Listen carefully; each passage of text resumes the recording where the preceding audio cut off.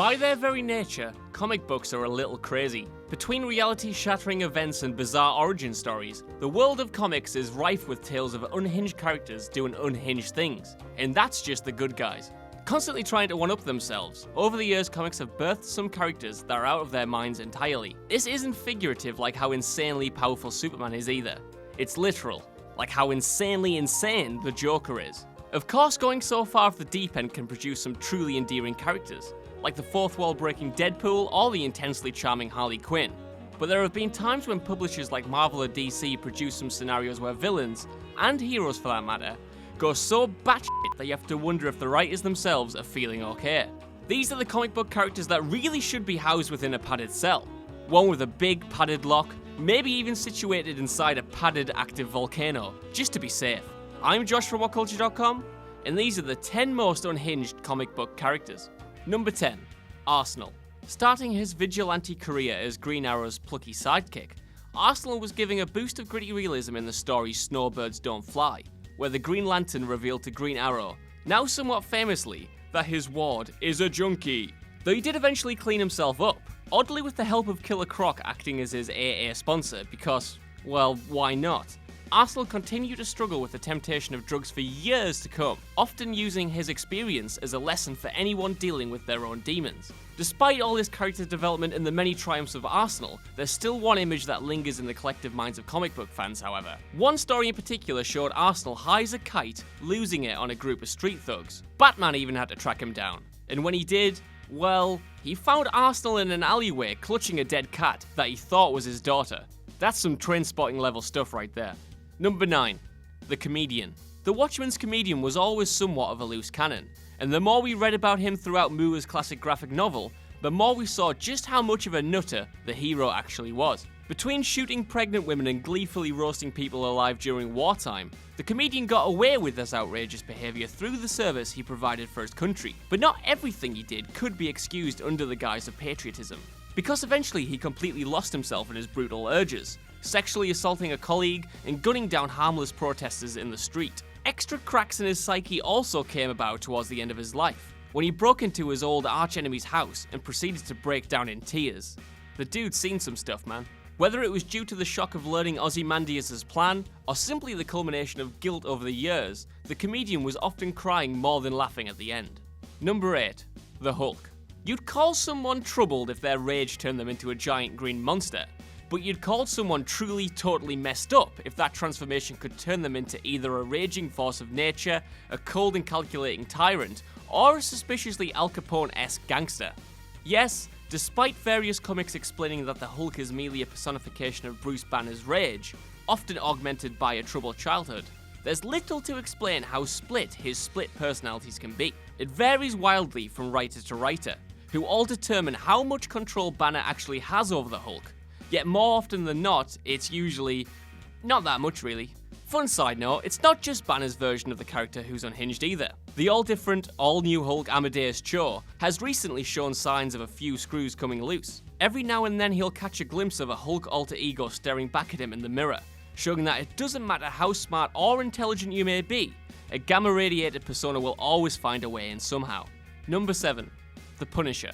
It's always a topic of discussion amongst comic book fans as to whether or not the Punisher is clinically insane, but whichever way you spin it, embracing the life of a serial killer isn't exactly a rational life choice. As analysed in his recent Netflix series, Castle may be constantly living in the moment where his family was gunned down, causing him to constantly be in a state of extreme anguish, emotional pain, and unbridled rage. That's pretty sad. Well, at least it is until you remember that this also causes him to indiscriminately kill anyone he deems to be a bad guy. Plenty of those in the world of Marvel seem to consider him nuts. Even good old Captain America who, in Civil War, outright called him insane. Seems a bit mean really, especially as Castle looks up so much to Steve Rogers, but it's also hard to argue against. Number 6. Moon Knight. Moon Knight is a lesser-known hero in the Marvel roster, and despite popular opinion, is not their answer to the equally messed up Batman. As if the past would determine his future, Mark Spector has a pretty impressive history. A cab driver turned heavyweight boxer turned US Marine turned mercenary, Spector stumbled across an ancient Egyptian temple whilst working alongside a fellow outlaw called Bushman, so you can probably add archaeologist to his never-ending list of jobs. Intent on looting the place, Bushman killed most of the nearby crew and then proceeded to beat Spectre within an inch of his life. Fortunately, some faithful folk brought Spectre to the temple nearby, where, upon dying, he had a vision of meeting Khonshu, the Egyptian god of the moon. Luckily for him, they struck a deal, resulting in him being resurrected as Khonshu's avatar. Whether this actually happened or not was something that was debated extensively later on. Either way though, by day he adopts one of the several personas he's been given, and by night clads himself all in white and beats up criminals, all under the instructions of an Egyptian god. Whatever gets you through the day, man. Number 5. Batman, ZUR-EN-ARRH. Literally the result of Bruce Wayne's mind breaking, ZUR-EN-ARRH is a persona he created to deal with his fractured psyche. With that said, it's not clear if the whole patchwork of garbage costume or the dependency on meth was part of the plan. A Batman of two origins, ZUR-EN-ARRH Batman was originally seen in the Silver Age of DC Comics. Appearing as an alternate version of Batman from the planet of the same name, ZUR-EN-ARRH Batman needed normal Batman's help in defeating a load of robots, and that was essentially that. It was the second appearance of this colourful caped crusader that was a tad weirder though, calling himself Batman when you take Bruce out of the equation. The Batman of ZUR-EN-ARRH was brought out by Dr. Hurt and Black Glove via hypnosis, trigger words, drugs, and all sorts of other nonsense. He was far more brutal than the conventional Batman, and that's saying something. And far more crazy as well. That's also saying something, as he had to have that irritating Batmite creature following him around as a kind of anchor to sanity. Yep, Batmite was his way of staying sane. Come on Bruce, maybe it's time to take a night off. Number 4. Carnage. A serial killer with superpowers. What could go wrong? If Spider-Man thought Venom was brutal, what with his snarling temper and tendency to literally eat people, then he had no idea how good he had it. The blood-red ensemble that sets him apart from other symbiote-instilled individuals is a result of the symbiote itself fusing especially strongly to Cassidy through his blood. Over the years, Carnage has proven himself to be strong enough to take on multiple heroes at a time, notably Spider-Man and Venom themselves simultaneously. Likewise, Cletus Cassidy has proved to be homicidal enough to try to kill even after being torn from the persuasion of the symbiote. Hell, not even a goddamn lobotomy could stop Carnage from being Carnage, with the villain's murderous rage being far beyond the reach of even the most brutal medical methods. Number 3. Legion. Legion's head isn't as much of a cuckoo's nest as it is an entire forest filled with relentlessly chirping birds.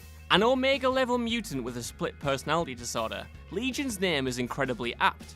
Yet even the "we are one, we are many" philosophy of his title falls a little short. The child of Professor X, David Charles Holler was originally thought to be nothing more than your garden variety telepath. Yet both the origin of his budding powers, which saw him absorb the mind of a terrorist, and being possessed by a longtime adversary of the X-Men, the Shadow King, kind of pushed him over the edge. Legion's jarring mental state has been explained as his innate mutant ability of being able to spontaneously develop powers, yet each comes with a new voice in his head. It's been said that he possesses over 200 Omega level powers, including the likes of reality warping, matter manipulation, and time travel, and even his super powerful dad can't really help him. Basically, if any of his personalities decide to go properly evil, there's not much the world or the multiverse in general can do to stop him. Don't piss him off, guys. Number 2. The Sentry / the Void. Someone so unstable he once had to eradicate all memory of himself from the world, the Sentry is forever fighting a losing battle against his dark side, one that, given the chance, could extinguish all life from existence. The doomsday-dealing alter ego is known as the Void, and is essentially gone unchallenged anytime he pops up. Robert Reynolds is a tragic character really, a meth addict again. Reynolds wasn't above breaking into places and lifting anything he could get his hands on for drug money, though one of these places just happened to be subsidiary laboratories attempting to recreate the super serum, albeit 1,000 times more potent. As any of us would do at seeing a glowing vital of chemicals going free, Reynolds downed the entire thing and gained the power of 1,000,000 exploding suns. Putting aside exactly how one would go about creating such a serum, its creators tried to get Reynolds to play ball with their super soldier experiment,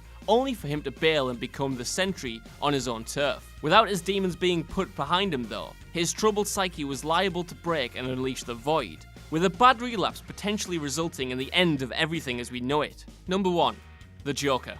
It was never going to be much of a competition really. The Clown Prince of Crime is the most unhinged comic book character the comic world may ever see. He's had many origin stories, ranging from being a failing comedian to the victim of an abusive home. Yet even the near omnipotence of cosmic forces have been unable to figure out just who or what the Joker actually is. A mainstay of DC and utterly ingrained in the zeitgeist, the Joker is considered to be one of the, if not the greatest villains of all time. Totally messed up and insanely ingenious, the Joker is the kind of character whose unpredictability means that no one can see his next move coming, though it's sure to be one fraught with death and destruction. The man who laughs essentially personifies chaos, and despite having no superpowers, is a formidable foe for pretty much anyone in the DC universe. One of his craziest runs was in the Death of the Family arc, where he wore his own cut-off face as a mask and tried to marry Batgirl, assuring her that he'd cut off all of her limbs with a chainsaw after the vows had been exchanged. What a catch, ladies. Even worse, history has shown that counselling won't do much to help the Joker out, as the last time someone tried, the world ended up with Harley Quinn. So that's our list. If there's anyone nuttier than this demented lot, then let me know in the comments. And while you're there, make sure to like, share and subscribe, and head over to whatculture.com for more comic goodness like this every single day. I've been Josh, and I'll see you soon.